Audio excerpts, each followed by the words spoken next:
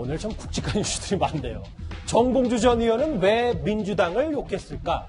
열린민주당 정봉주 최고위원이요. 어제 자신의 유튜브 방송에서 더불어민주당 핵심 인사들을 향해 원색적인 비난을 쏟아냈습니다. 후폭풍이 꽤 거센데요. 한번 같이 들어보실까요? 정봉주가 한없이 을로 보이죠? 여러분들이 언제부터 갑이었습니까? 음해하고 저를 시정잡백 쓰레기로 취급하고 짐승만도 못한 짓을 하더라. 이씨, 윤씨, 양씨, 너네 난 누군지 아직 잘 몰라. 정봉주야.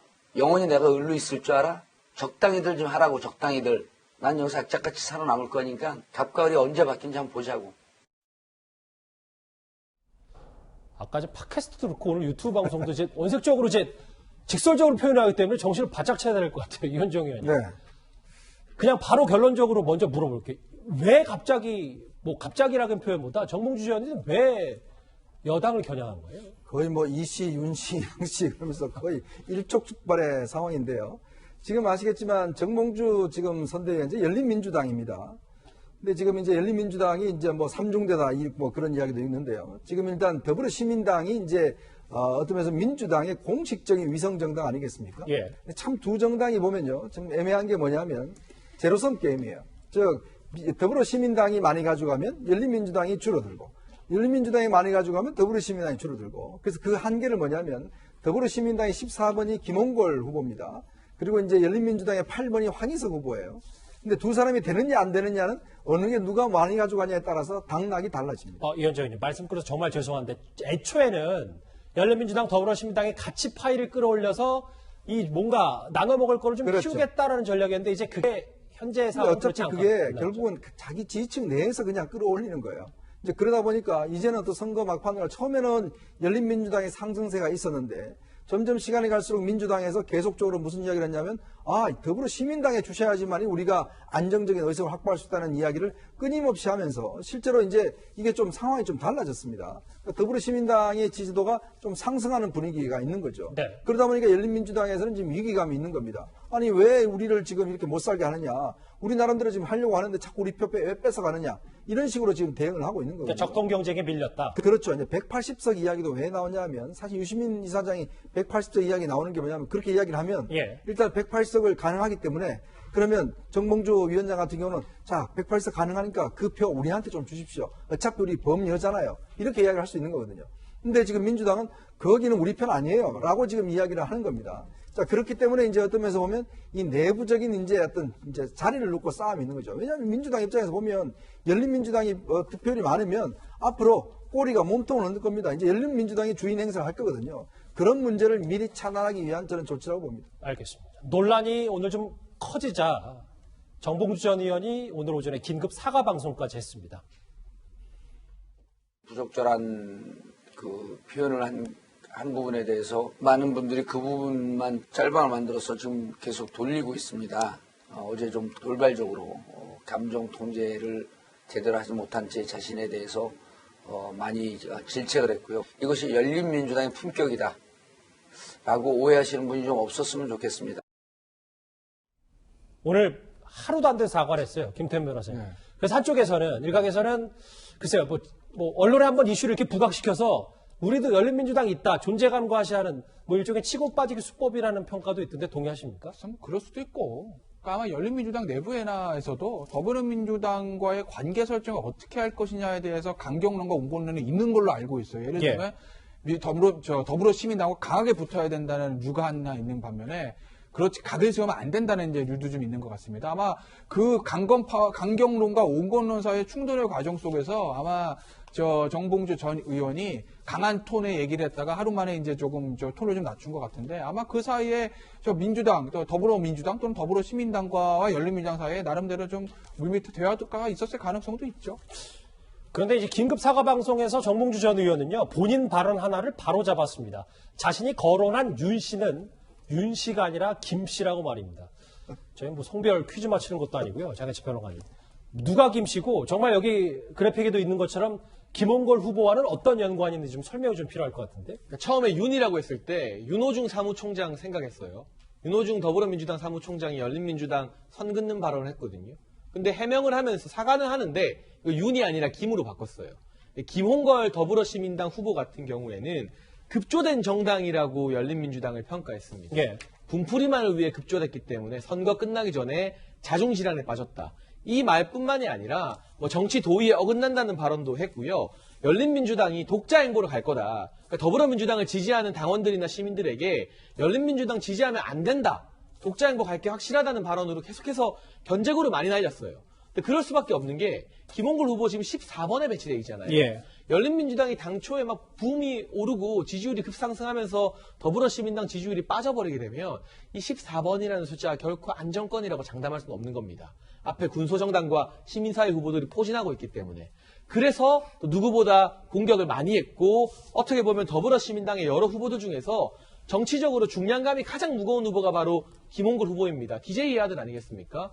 그렇다 보니까 정봉주 이 열린민주당 선대위원장 같은 경우는 거기에 대해서 압박감을 많이 느꼈던 것 같고요. 오늘 제가 김홍걸 후보의 SNS에 한번 찾아가 봤습니다. 아, 뭐라던가요? 그랬더니 SNS에서 이 열린민주당을 비판한 글 밑에 열린민주당이나 정봉주 위원장의 지지자들이 또 반대하는 댓글들이 굉장히 많이 달아 나왔더라고요. 이게 선거 막판에 비례정당을 매개로 해서 더불어민주당이라는 큰 울타리 안에서 집안 싸움, 밥그릇 싸움이 과열되는 양상이 펼쳐지게 되면 비례대표 득표뿐만이 아니라 더불어민주당의 지역구 후보들에게도 좀 부정적인 영향을 끼칠 수 있지 않을까 그런 전망도 해볼 수 있는 타이밍 같습니다. 이 열린민주당 논쟁이요. 같은 당 비례 후보인 황희석 전 검찰국장 민주당의 사명, 열린민주당의 사명 이건 것 같습니다. 같이 들어보시죠. 조국 사태는 정확하게 규정을 하자면 검찰의 쿠데타입니다. 한판 떠날 수밖에 없습니다.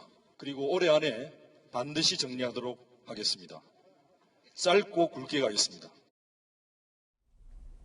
황희석 후보 발언도 좀 들어봤는데 김사현 네. 평론가님. 그럼 네. 결국 좀 중간 정리를 해보면 처음에 뭐 적자니 서자니 DNA 검사 대반대 결국은 다 이제 밥그릇 싸움으로 가니까 총선을 앞두고 좀 원색적인 비난이 계속 이어지는 겁니까? 그렇죠. 아무래도 지지층이 지금 겹치고 있는 상황에서 한쪽이 그 높은 지지율을 가져가면 한쪽은 줄어들 수밖에 없는 지금 상황이잖아요.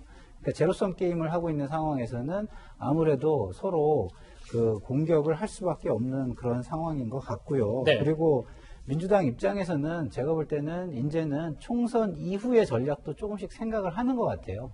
기본적으로 그 더불어시민당과 함께 과반 정당을 달성하거나 이러면 사실상 열린민주당은 대통령과 조국을 지지하는 강성 세력이기 때문에 그 대통령의 정책을 반대하기가 굉장히 어렵습니다. 그래서 그 함께 이렇게 통합을 하지 않고 끌고 가도 함께 할 수 있는 세력이에요. 그러나 통합을 해버리면 어떻게 되냐면 다음 대선이나 그 이후에 전국을 가져가는 데 있어서 오히려 부담이 될 수도 있는 지금 세력이 돼 있거든요. 그래서 그 스스로 일당이나 과반을 차지하는 경우에는 굳이 열린민주당의 의석수가 큰 의미가 없기 때문에 예. 그 제가 볼 때는 그 이후에 전국을 생각하고 하는 전략도 많은 부분을 차지하는 것 같습니다. 이 정봉주 전 의원이 욕설에 가까운 거친 말을 하면서 더불어민주당을 비난하기 전에 사실 주말 사이에 손혜원 열린민주당 공동선대위원장도 양정철 민주연구원장을 겨냥했었습니다. 뭐 적자다 서자다 하는데 우리는 효자다. 저희는 뭐 그런 자식을 둔 적이 없거든요. 그 선거가 끝나면 DNA 검사를 통해서 한번 확인을 해보시죠. 금방 확인될 것 같습니다. 어제 저희 뉴스탑10, 특집 뉴스탑10에서 속보성으로 짧게 짚어보긴 했지만 이현주 의원님. 네. 손혜원 의원이 이제 글쎄요. 문 대통령의 복심으로 알려진 양정철 원장까지 하는 것도 다 지금 모든 게 궤를 같이 하는 겁니까? 그렇죠. 지금 뭐 그 영화의 한 장면 같은데요. 양정철 민주원장이 뭐라고 이야기를 하니까 손혜원 의원이 너무 많이 컸다. 뭐 이렇게 지금 이야기를 하고 있는 모습인데 이게 네. 왜 이제 나왔냐면 180석 이야기를 유시민 이사장이 이제 하다 보니 이게 이제 양정철 연구원장 입장에서 큰일 났다 이거 이렇게 하면 우리가 국민의 오만하게 비춰진다.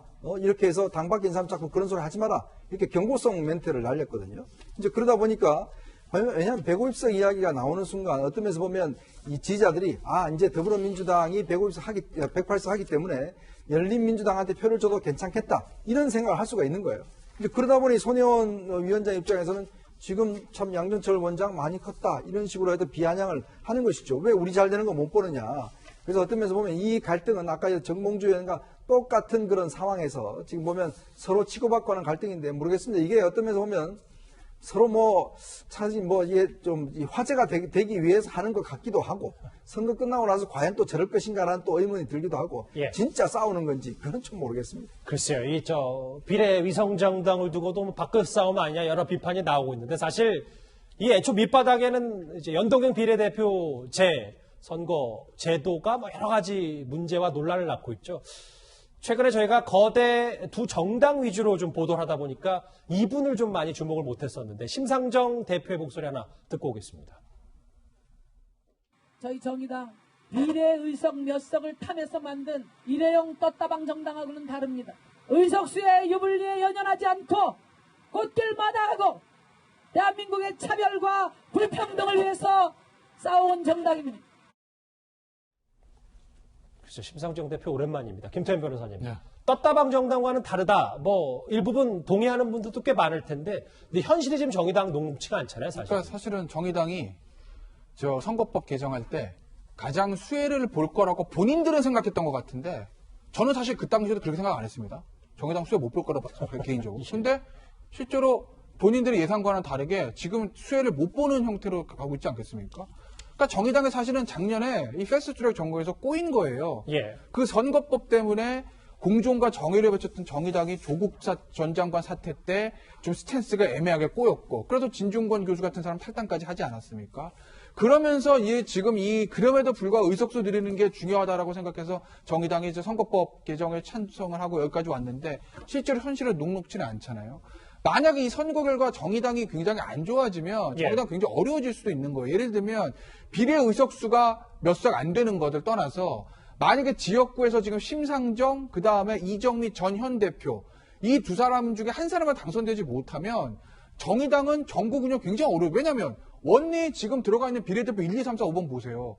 다 정치 경험 없는 사람들입니다. 네. 누군가 끌어줘야 될 사람이 없거든요. 그래서 아마 정의당은 비례대표 의석수도 의석수지만 과연 심상정, 이정미란 이 투톱이 과연 원내로 들어올 수 있느냐, 이것도 굉장히 중요한 거죠. 네. 근데 현실만 분석해 보면 정의당이 떴다방 정당과 다르다. 저 말은 굉장히 맞는 거예요. 왜냐하면 선거법이라는 게 국민의 뜻을 받들어서 선관위가 권고한 것을 한 거거든요. 어쨌든 이게 합의에 이르지 못했기 때문에 안타깝긴 하지만 예. 그런 식으로 한 건데 지금 현재 선거 제도에 맞게 비례 명부를 제출하고 운영하는 것은 지금 정의당뿐이 없어요. 근데 다른 정당들에 의해서 사실상 배신과 사기를 당하고 있는 상황은 맞는 거죠. 현실만 분석한다면. 떴다방 정당 얘기까지 나오는 사상 초유의 지금 비례 위성 정당이 등장했기 때문에요. 오랜만에 심상정 대표의 발언까지 짚어봤습니다. 저희가 쭉 굵직한 논란 살펴봤는데 다음 주에 조금 더 분위기를 바꿔보겠습니다.